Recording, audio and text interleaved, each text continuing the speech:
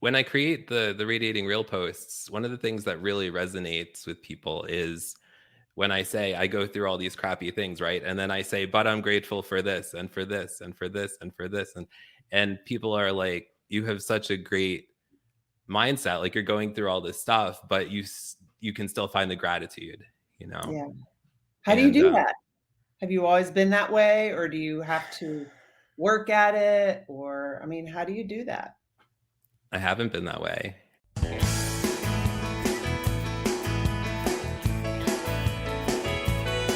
Welcome to the Onward Podcast. I'm your host, Emily Harmon. Just a little bit about the Onward Podcast. The Onward Podcast is all about facing adversity, moving forward, and discovering ourselves along the way.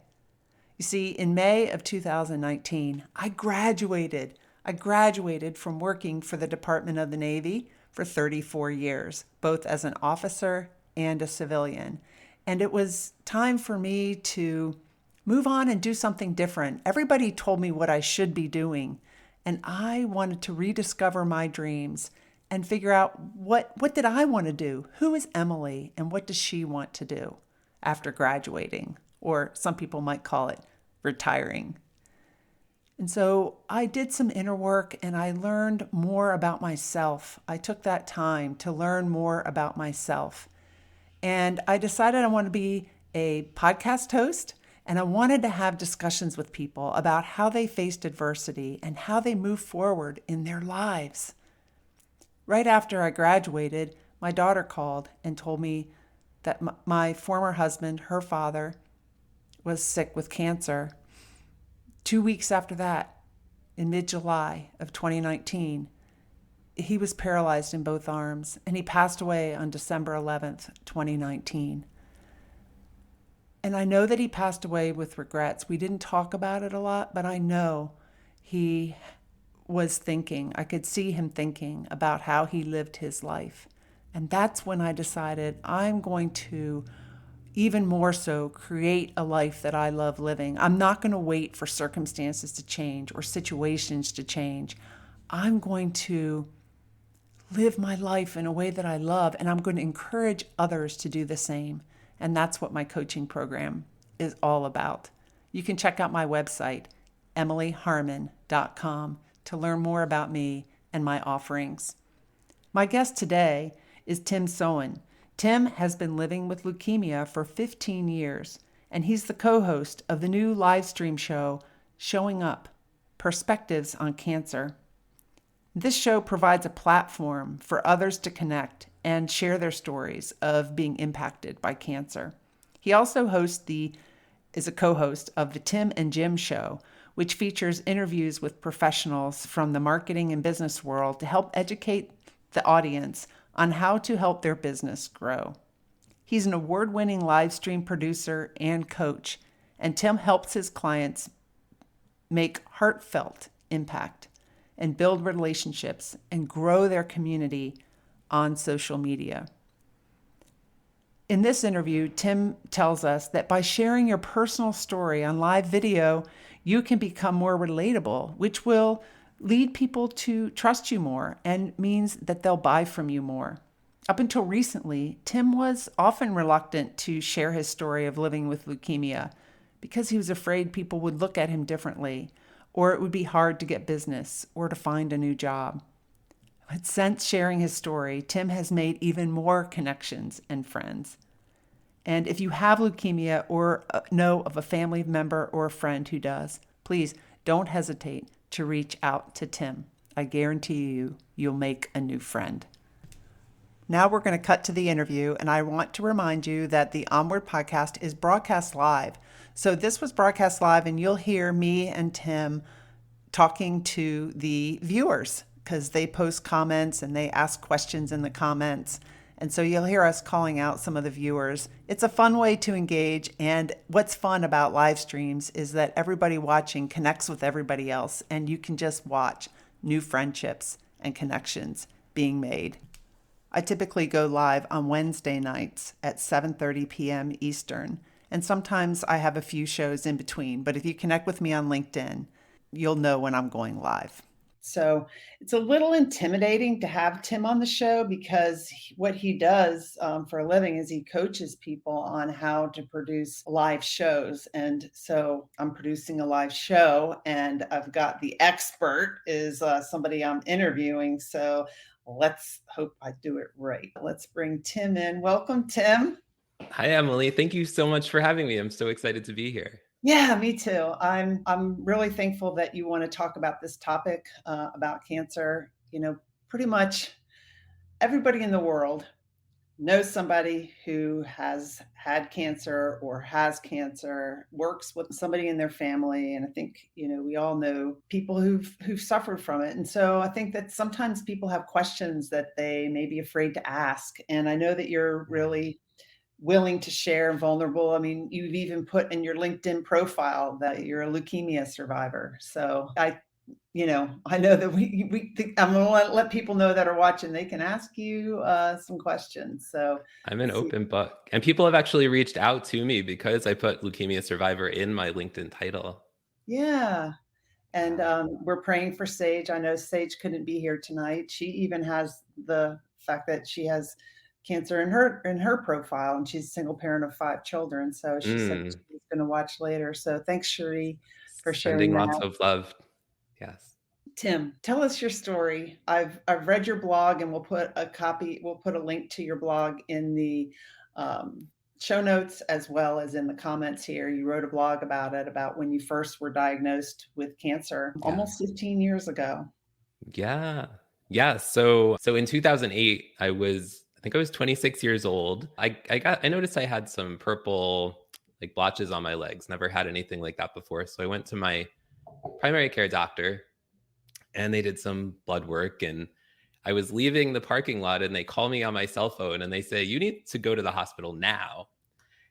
And they didn't really say too much. Maybe they said something about there's a possibility it's leukemia, something like that. I don't really remember too well that conversation, probably because I was so shocked by having to go to the hospital, right away. So I drove 2 hours to Westchester Medical Center in Westchester County in New York State. And I ended up staying there for about a week, and they diagnosed me with chronic myeloid leukemia. I didn't know really anything about leukemia. I knew there was one kid that was in my class, I think, when I was younger, and he passed away from leukemia, but that's really all I knew about leukemia. I had no idea at that point. That's scary to be the only thing that you knew about it. And plus, I think you said you wrote in your blog that you were driving away and you got a call. Like you hadn't even left the parking lot, right? Yeah, I was literally about to leave the parking lot to go home. Wow. What were the thoughts running through your head? I really had no idea what to expect. Like I didn't know anything. I didn't know, like, would it shorten my life at all? Like, how will I have to get chemotherapy? Would it affect? I had just started dating Joy, my now wife, and I actually didn't tell her about it right away. She found out because there was an appointment slip on my refrigerator. Oh my gosh. And she very gently asked me about it, and that's how she found out about it. But we're married now, and it's all good. Yeah. And you got 2 kids, 7 and 10. Kids. Those are perfect ages. Those are perfect ages. Enjoy them. I know you're enjoying them. So why did you decide to come out on LinkedIn? I mean, LinkedIn is supposed to be like this professional network, and we don't talk about that kind of stuff on LinkedIn. That's like, I don't know what kind of a post. You talked about it. Yeah. It was a combination of things. I had seen a video by Steve Sullivan on LinkedIn. He's a 35-year survivor of acute leukemia. And he had put out a video on National Cancer Survivor Day about his journey. And in the meantime, Jenny Gold had invited me on her show. In her show, she usually interviews people about people that have immune, issues, autoimmune issues. And in the meantime, I had started posting Radiating Real content, which is the movement was created by Nancy Barrows. And the idea is to show up as yourself in the moment. You don't have to be all polished and shiny, but you just show up. The original idea was to take a picture of yourself in the morning when you wake up before you're all showered and, Yeah. That's brave. I never did that. Yeah. So I started out with that, but then I really discovered that Radiating Real was really about so much more. It was about just showing up in the moment and kind of sharing your personal story. And I found that connected me, and that kind of content resonated so much more, especially on LinkedIn, than any post I would do, like 5 ways to get past the fear of live video, right? Like blah, blah, blah. Everybody writes that, right? So that's how so it was really the combination of Radiating Real, Steve Sullivan with his video, and then Jenny Gold inviting me on her show. Nancy Lewis Hill was originally going to be on her show, but she had to back out. So everything just kind of aligned, and I had never told my story like that before. Anyway, very little bit on social media, but I just felt like things were coming together, that all these things were aligning, and maybe it was just time to do it. And I'm so glad I did, because I've heard from so many different people, from people that have family members, who have leukemia, or this guy reached out to me who's a survivor himself. He was just diagnosed in May. He was like, hey, could we get on a call? And, I don't know what to expect, kind of thing. Yeah. So it's been really amazing. Just like connecting with other survivors. And yeah, I don't even know what the word is. It's been I don't even know what the word is. Yeah. And you've been on several different shows talking about it. And so you're spreading the word the word all over the world, and giving other people permission to tell their story as well. And when I initially started the Onward movement, which is a movement that I lead about creating a life that you love living. Initially, it was about authenticity, being authentic, kind of like the Radiating Real thing. Yeah. And then I think it's evolved as I've evolved. And initially this podcast, the Onward Podcast, and I don't know where my brand thing is. It's usually up there, but I don't see it now. I've done something, I know how to do it, but it was about like facing adversity and moving forward. And then I changed the theme of this show just a tiny bit because of my journey, which is facing adversity, moving forward, and discovering ourselves along the way. Yes. Because that's when we face adversity, I think that helps us really discover ourselves. And then the Onward movement is about embracing authenticity, releasing the fear of judgment, so that you can create the life of your dreams with confidence. And that's kind of, I think we tend to coach in areas where we've struggled. And that's kind of like been my struggle, is like, everyone told me when I retired or graduated, you should go be a government contracting consultant. I didn't want to do that. So I encourage people, just like Russ does, and like you and Radiating Real and Nancy, be ourselves, figure out who we really are, and live a life that you really love. And I know one of the things that you love doing is walking out in nature, because I've been on the Can you tell? It's surrounding me. You live near the Delaware River, so you get outside a lot. Yeah. And especially during the pandemic, I mean, before I used to walk a lot as well, but especially during the pandemic, like in the early days, I used to walk like every single morning before the girls and Joy even got up. I would go for a walk every morning by the river. It's changed a little bit now because things are a little different, but I love nature. Oh yeah. And it's just got a healing way about it. For 15 years, you've lived with the leukemia, right? Have you always had it, or that you were in remission, but you're in remission, but you still kind of have it? I mean, how does that work? I know my mom's in remission from one of her cancers, but it's still there lurking. So it's got to always be on your mind. Yeah. So in 2000, so basically there's a test that they do that's called a gene test, and they measure the percentage of leukemia cells in your body versus whatever else there is. I don't know what it's called. Non-leukemia cells. So it was down to 0 in 2019. Now, the last few times I've gone, it's been slowly creeping back. So there's a chance that when I go the next time, if the numbers are up again, I may have to switch I take an oral chemo medication daily. So I may need to switch that, because sometimes after so many years, one of the medications their effectiveness won't be as much, because your body gets so used to it. Yeah. Yeah. Um, And you said in so your blog that your medication would be, if you didn't have insurance, 10,000 a month. yeah, it's super crazy. And luckily there's organizations like the Leukemia and Lymphoma Society, or even some of the pharmaceutical companies have, aid that you can apply for. But yeah, if you don't have insurance, it can be really challenging for sure. So, what have you discovered about yourself along this journey? Oh my gosh. Mm-hmm. The journey of living with leukemia, or sharing my story, or all of it? Any of it, whatever you want to share. What kinds of things have you discovered about yourself? I really like connecting with other people that are also survivors.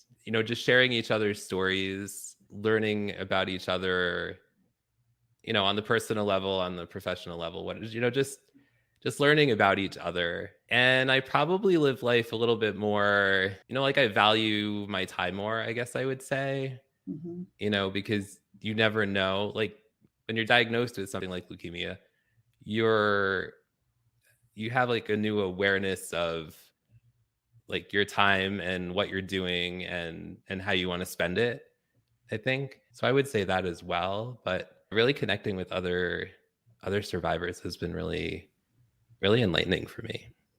I bet, because, I mean, I know my mom has had lymphoma, but I haven't had it. I know my former husband, my kid's dad, passed away from cancer, but I didn't have it. So I know from like a caregiver's or, a loved one's perspective, but I've never had it. So I don't know Right. the feelings that you have. So I can see how that would be. Yeah. It's understandable that would be really comforting to talk to other people who have been through it, and then helping other people. Because I know when you help others, I'm thinking you're helping yourself too. Yeah, for sure. Mm-hmm. Yeah. And I had never really, in the past, before sharing my story, I had never like intentionally tried to reach out to other survivors or share my story. And it's been almost 15 years, So I think I kind of felt that because like the medication I take works well. I don't have side effects from it. I've always been kind of hesitant about sharing my story or even reaching out to others. I guess I kind of also feel or felt like kind of guilty, because what if other people that I talk to, what if their health isn't going as well? As you might think it is, or whatever. Yeah. Yeah.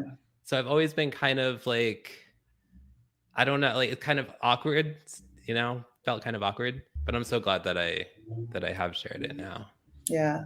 And Jenny's here. She says hi. Hi, Jenny. Jenny's show is the first show that I shared my story on. So thanks That's for giving me awesome. that space, Jenny. Yeah. So how do you talk to your children about it? I haven't yet. Haven't yet. I say haven't because it hasn't affected me much. Like they would never know unless I told them. And I've kind of gone back and forth in my head, but I mean our kids are 10 and 7, and I don't want to put stress on them that maybe something would happen to me, like if I don't need to. It's a hard decision. Yeah, that is a hard decision, but that makes sense to me. They're Yeah, going to worry when they may not need to worry. exactly. Yeah. Yeah. So what would you say to somebody who has a loved one or a friend that they know has cancer? Sometimes people don't know what to say, so they don't say anything, or they're, not sure if they should offer help or whatever. I mean, do you have any advice for somebody? Don't not call them. Call them, and I don't want to say pretend like they don't have cancer, but like there's still another human being. They're still on this planet, so I mean, I know it could definitely be kind of awkward, but just try to have a conversation. I mean, maybe start off with something, lighter, or or something like that. But don't not call because I mean, if you love the person, right? If you're concerned about them, definitely let them know in some way that you're thinking about them, that you're praying for them. Don't just disappear because you don't know what to say, like Right. that's probably could be one of like the most awkward situations for someone who has cancer is like if people stop reaching out to you or if yeah, I don't know. Yeah. And sometimes maybe you could even ask the person, right? I mean, like everyone reacts differently. I remember my former husband, he wouldn't meet with anybody from work. He didn't really take many calls, but he was Yeah. really sick. So Mm. maybe that's it. So you just, I mean, to be able to, then somebody posted here, a Facebook user, I appreciate your honesty. So to be able to have just an honest conversation with the person and ask, how can I best support you? Right. I love And that for yeah, sure. and Yeah. maybe to make the don't make the conversation all about cancer. So let's talk a Yeah. little bit about what you do for a living as you're critiquing how I'm running my live show in your You're mind. doing great. You're doing great. So, yeah, you're the producer of live shows. You have a couple of live shows. So we did some banners on that. So you have Yeah. the Tim and Jim show, which is Wednesdays at 11 in the morning Eastern. And you broadcast it on LinkedIn and Yeah. where else? Yeah, we broadcast on LinkedIn. We also broadcast on there's a Tim and Jim Show YouTube channel as well as a Tim and Jim Show Facebook page, among other places. But we bring on guests to talk about all things to grow your small business. So it could be something marketing related, entrepreneurship, health, mindset, really anything, to help small businesses grow. And we just Pretty celebrated 3 years challenging. doing that in August. Yeah. That's good. It's pretty challenging starting a small business. Oh, for sure. We all know Yeah. that, right? Yeah, we all know that, and you can feel alone, and so it's really important to, have a show like that or to have, masterminds where, everybody who's starting their own business doesn't feel alone. That's, just like talking about the cancer, talking about all these real life issues, a lot of people are like, "Oh, I don't know if I could share that," but then you realize other people, are going through that too and feeling the same thing. Yeah, I think it depends on like on your comfort level. Like it took me almost 15 years to share my story, right? And because you don't know, like some of the concerns I had were like, would people look at me differently? Would they talk to me differently? If I was going for a job, would my chances of a job be less because they knew I had cancer? Or if I was starting my own business, like are clients gonna, if somehow they knew, Mhm. would my chances of getting a client be less? But I've found through sharing my story that it's only connected me with more heart-centered, amazing people, whether they're affected by cancer or their family member is or not. And I would say for people who are survivors or family members, if you're comfortable sharing the story, it's going to connect you with other people that could be a support for you. They might become friends or you might collaborate in some way, So, if you're comfortable with it, do it. Like you don't want to worry about people that like if there are people that would look at you differently or talk differently or wouldn't hire you, maybe those, you don't want those people to hire you anyway, right? Right, right. So it's taken a while to get to that mindset, but that's been my experience. Well, Yeah. I'm sure we all have, I know I do, have some things that if I shared would make me feel really vulnerable and that I haven't shared yet. Getting closer, but Yeah. definitely it does take time to be able to do Yeah. that. So I like that idea of the Tim and Jim show being about helping small business owners from, mindset to start, because it's very challenging. In my last role, I was the head of small business for the Navy and the Marine Corps. And, Oh, I was wow. but I had worked for the government. So I was the director of small business for the Navy and Marine Corps. So all these small business owners were coming and talking to me about, how do you do business with the Navy and the Marine Corps? And but that I saw it from the government perspective. And now I'm starting my own small business, and I even appreciate those small businesses even more that we're doing business because it's very For sure. challenging. Yeah. Yeah, So for sure. that's one of your shows, and then you have one Yeah. that's after this show every night. Thank you for not conflicting with mine. Yes, I So totally planned it that yeah, way. I'm sure you did. It's called What's Good Wednesday. So it's Wednesdays 9 to 11 Eastern. And that's you and Brian Schulman and then Nancy Barrows. And what do you guys talk about on What's Good Wednesdays? Yeah, so we invite people to come live on the show for a few minutes. They share what's good in their world, what's good in the world, and we dance together on screen. You can pick your jam of choice. And so it's just to put the focus on the good, positivity, and dance together, have some fun. And You do that on LinkedIn? yes, Saturday is even crazier. Saturday's And that's crazy. 4 hours. No, I've joined you guys Saturday from I was hiking in the mountains. Yes, I remember. And then I joined you guys. I've joined you from the shores of the Chesapeake Bay. I don't know how you guys spend your Saturdays doing that, but you enjoy it. You guys should tune into those shows. And let's see, you also should connect with Tim on LinkedIn because, tell us about the kinds of things that you do. You help people produce live shows and what else? Yeah, I help people produce live shows. So if they just want to show up and have a great conversation with a guest, you could have somebody else behind the scenes, bringing on the banners like this down here, the logo, if there were any recorded videos or things like that, just to make the show more engaging. And then also virtual events I produce. I'm going to be producing one next month for the Pennsylvania Environmental Council.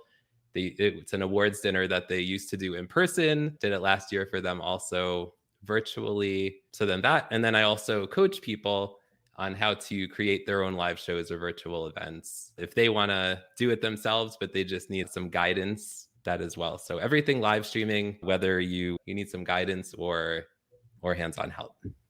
And were you doing this before the pandemic, or is it something that you started when the pandemic happened? Yeah, so this is started because of the pandemic. We were already doing the Tim and Jim show for 2 years when the pandemic hit, but then I really switched my business. I had started a group coaching program on how to create your own LinkedIn, or not LinkedIn, but live show on whatever platform in April of 2020. And I did that course, I think, for 5 rounds throughout the pandemic. But before that, I was mainly working with small businesses here in Northeast Pennsylvania with their creating social media content for them, going on site and live streaming for local businesses or for local events. There's a Readers and Writers Festival that happens every year that I worked with, and some other local events with an organization kind of like a Chamber of Commerce kind of thing. So really all the things that were majorly impacted by COVID, that's who I was working with. Oh, that's so challenging. I know. Yeah. Oh, so Sheree says, children detect what's going on. I was 11 years old when my mother got cancer, and they told me she had a year to live, but she lived longer, and I was glad they did because I had a grown-up conversation with her and asked her about our family history. That's interesting. I don't know if you guys have connected, but have you talked on Zoom? Yeah.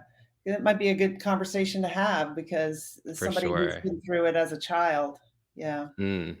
Yeah, thanks for sharing. Yes. And Sean's here. 2 very awesome and amazing. Hey. Hi, Carl Sean. Thanks for joining us. You're amazing as well. Yes, he is. He talks all about vulnerability. He does. And I had him on this show. And yeah, he's sharing all about that, which is another thing. There's so many things now that are shared on LinkedIn that weren't before the pandemic. And I guess it's the pandemic that changed it. I don't know if it's a combination of a bunch of things coming together.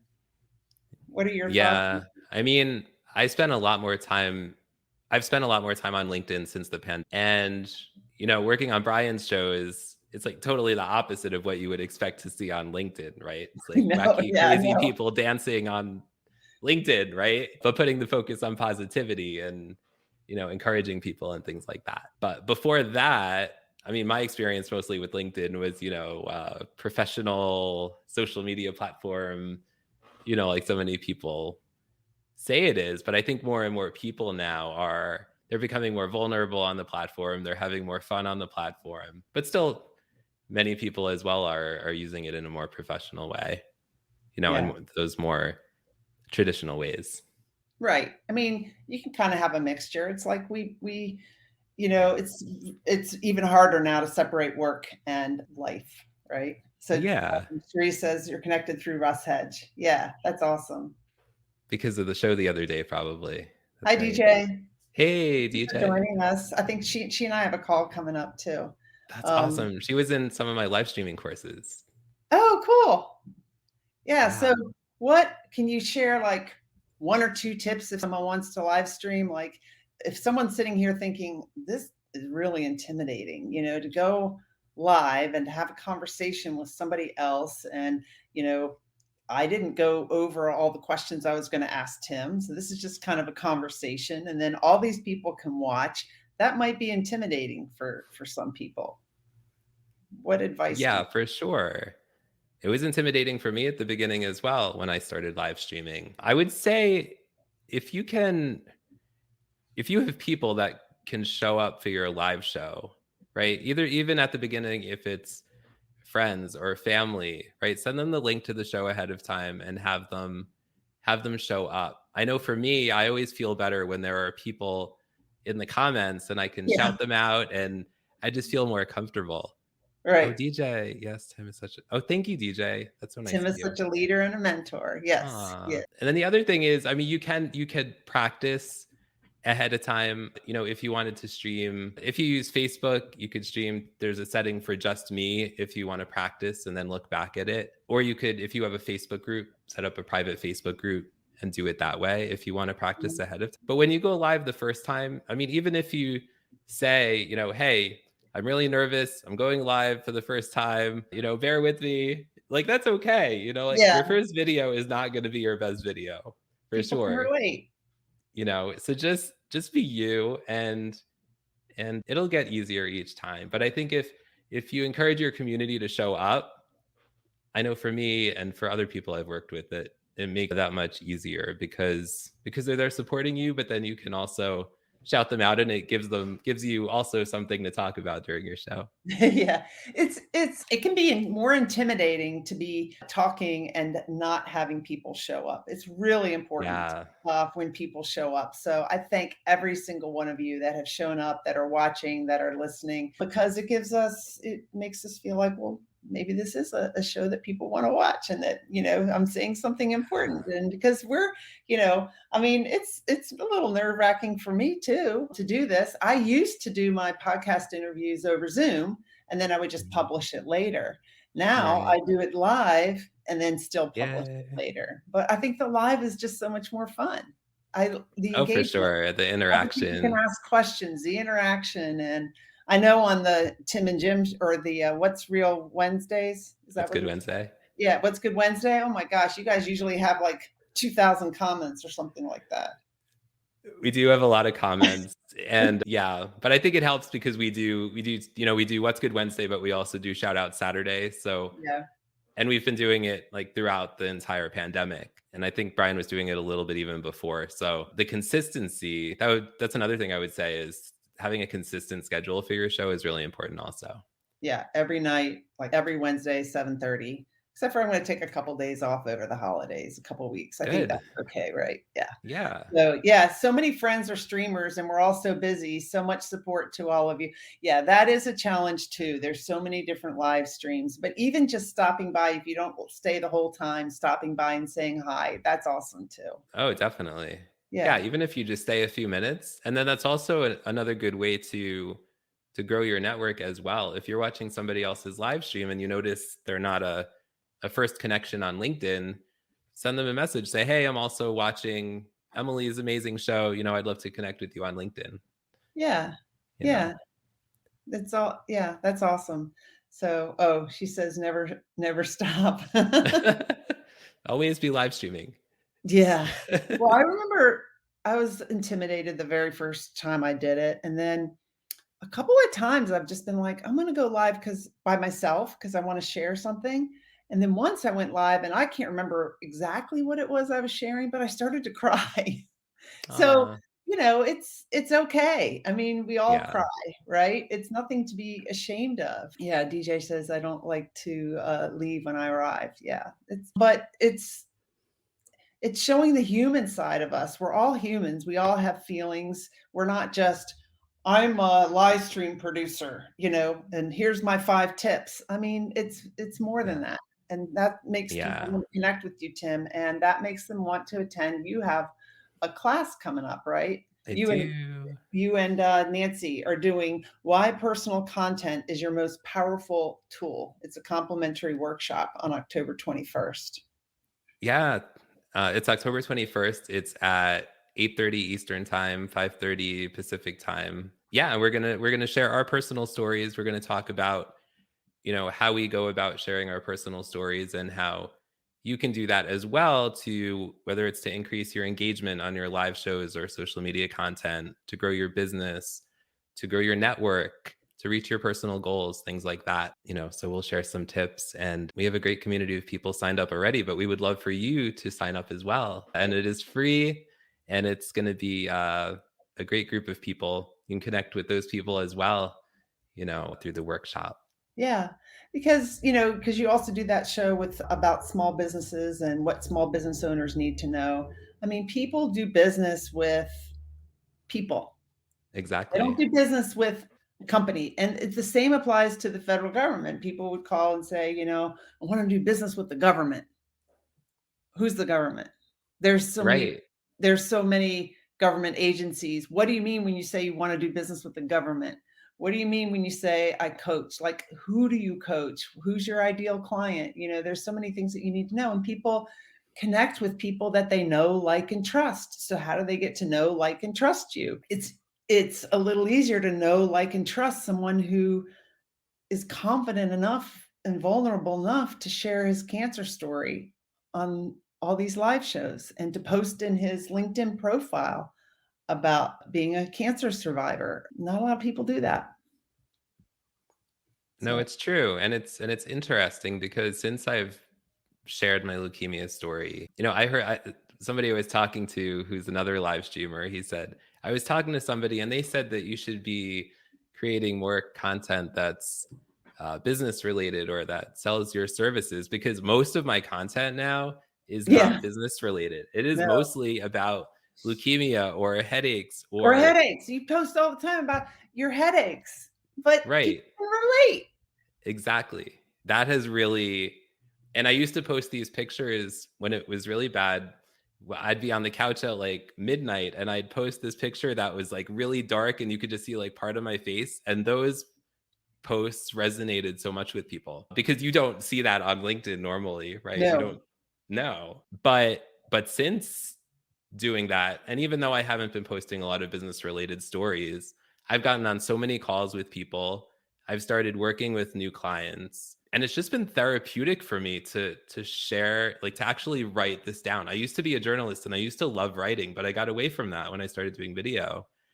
But doing all this radiating real has really, I've like refound my love of writing as well, which has been That's awesome. really, yeah. Yeah, thanks. Well, I post some personal things, not a lot, and I think to myself, why is that? And when I retire, my whole life I've been busy, busy, busy, busy, and that was my Yeah. way of avoiding my feelings. I have a hyperachiever saboteur up here, and it Okay. tells me you achieve that, you're going to be really happy.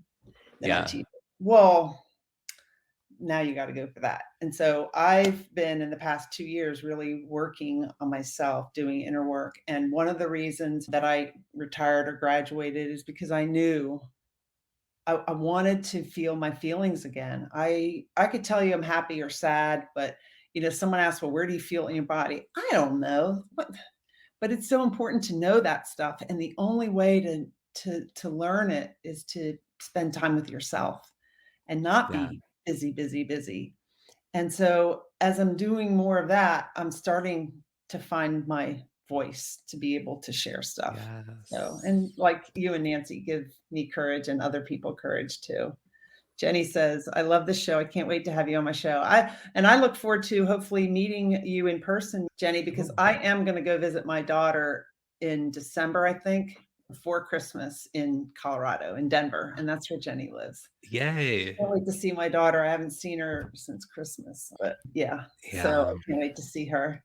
And Jenny says she's known as the crier. Okay, great, Jenny. I'll get on your show, and we'll just cry. How about that? She brings bacon. If she has a guest and somebody's going to cry, she breaks out the bacon and she said, do you want some bacon? That gets you to be like, Right, what? Jenny? Um, I'm so happy you opened up, Tim. Thanks for sharing with us. Always here to support. Thank you, TJ. You're always so supportive. I appreciate you so much. So we've talked about a lot of things. We've talked about like the cost of the medication, how you find out you had cancer, whether or not when you would tell your children, how to approach somebody that has cancer and how to best support them, and all the things that you do in all your live shows. What haven't I asked that I should ask? Oh goodness, I don't know. I mean, one thing I would say is that I'm so grateful for all the people. I'm so grateful for you. I'm so grateful for all the people that I've met through LinkedIn, especially. And just all the people that have been so supportive when I'm doing all these posts that I didn't create content like that before. Like I didn't know how it was going to go. I didn't know if I was going to do one of them, or I just wrote my 61st radiating real post the other day. Wow. Yeah. It's hard sometimes when you're sharing something really personal to hit that send button, and then if no one comments, you're like, oh, maybe I shouldn't have hit post. But right. But you learn along the way, like what people resonate with. And there might be things that you share that people aren't comfortable reacting to also, especially on LinkedIn. Right. Because so many people view it as that professional platform. Yeah. Yeah. Oh, a question popped in my head that I was going to ask and then I forgot. Oh, so, I'm also, my banner here, it says, create a life that you love. What are the things that you're doing in your life to create a life that you love living? Oh, goodness. I love what we were saying before. I love nature. I love being out in nature. I love walking along the river. I love spending time with our family, our kids. It's been challenging with the pandemic, and there still isn't a vaccine yet for their age. Hopefully there will be soon. So I'm looking forward to when we can do more, do more things. Family, nature, coffee. I mean, always be drinking coffee. That's always important. It's almost, how are you going to go to sleep tonight? There's water in this cup. Okay, I was going to say, oh, wow. Maybe I wasn't exactly radiating real there. That's funny. Yeah. So Jenny has a question. Sorry. Okay, Jenny has a question. What'd she say? Oh, you like Dunkin' Donuts? Why? I think it's because after college, I moved around a lot. I worked at different newspapers in New Mexico and New Hampshire and Connecticut and New Jersey.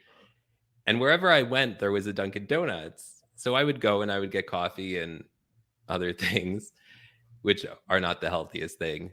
But I found that when you go, whether it's Dunkin' Donuts or another coffee shop, if you go there every day, you see familiar faces, right? And you start talking to them. And before COVID, I used to actually go to Dunkin' Donuts. I'd bring my laptop and I would do my work and sit there for a few hours. And people would walk in, especially people that were in, there's a brain injury, like people who have brain injuries, there's a home nearby to Dunkin'. So they would come in and they would talk with me. And I don't know, I just found that there was like a sense of community. I really love community, whether it's online or in person. I used to do workshops before COVID in person here in Northeast Pennsylvania. I really miss that, the in-person interaction. And I think mostly I just miss the community aspect, with Dunkin' Donuts. And wherever I moved to, there seemed to be a Dunkin' Donuts nearby. So it was just familiar. Oh, and Jenny says, I was going to ask him why he likes to go on walks in nature. I think it's because it's just so peaceful and quiet. And when you have 10 and 7-year-old kids and you're around them, which I love them to death, they are not quiet ever, mostly. And with the pandemic, it just there was just so much stress during the pandemic, not knowing what was going on day to day or minute to minute or second to second, or, it was a consistent thing I did every morning. I went for a walk by the river every morning. And it was just like that quiet time to start out the day, just put me in the right mindset, Mhm. especially not knowing what would be coming. Yeah. And it seems like, I mean, the cancer diagnosis is really hard to take. I know that. But you also found gratitude, and you found the gift. You've talked tonight about the gift and the opportunities that have come from your diagnosis, right? I mean, the meeting Oh of the yeah. people, being able to help other people. So you've got such a great Yeah. attitude about it, a good mental attitude about it, it seems like. Yeah. Thank you. Thank you. When I create the radiating real posts, one of the things that really resonates with people is when I say I go through all these crappy things, right? And then I say, but I'm grateful for this and for this and for this and for this. And people are like, you have such a great mindset. Like you're going through all this stuff, but you can still find the gratitude, you know? Yeah. How do you And do that? Have you always been that way, or do you have to work at it? Or, I mean, how do you do that? I haven't been that way. I think Nancy Barrows, she has that mindset. And I spent a lot of time with her with the shows and everything.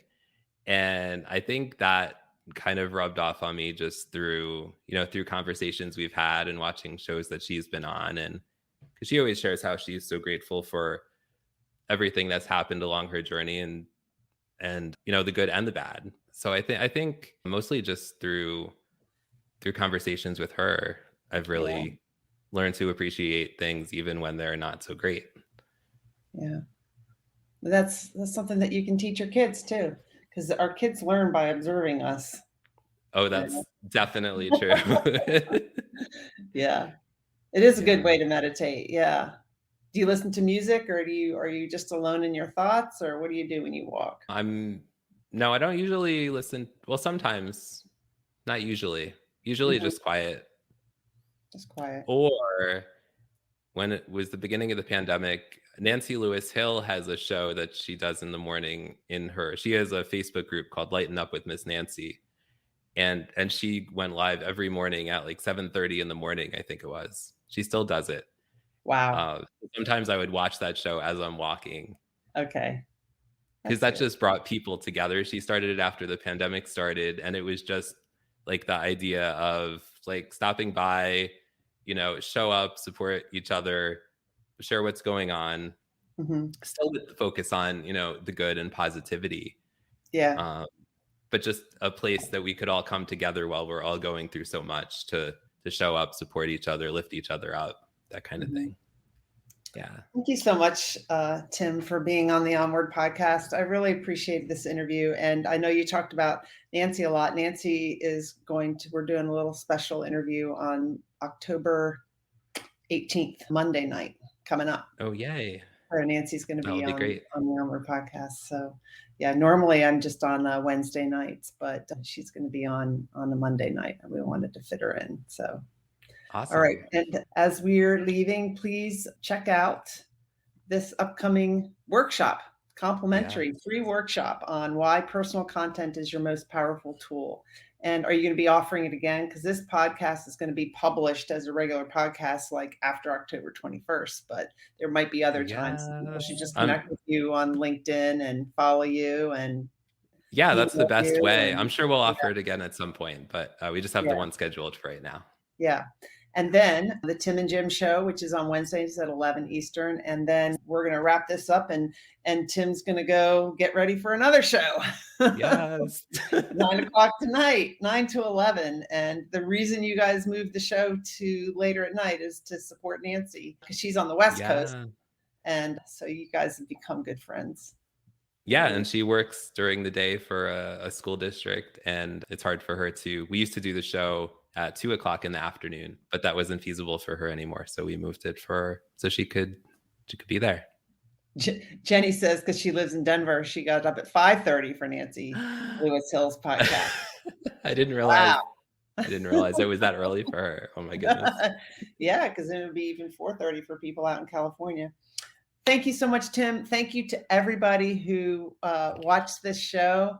We really appreciate you guys. Thank you for stopping by, and make sure you go watch the Wednesday night show later tonight at 9 o'clock. Yeah. Yes, come. All right. More fun. More fun. Thank you for listening today, and make sure to check out the show notes where I have links for connecting with Tim and more about his shows, as well as the blog he wrote about living with leukemia.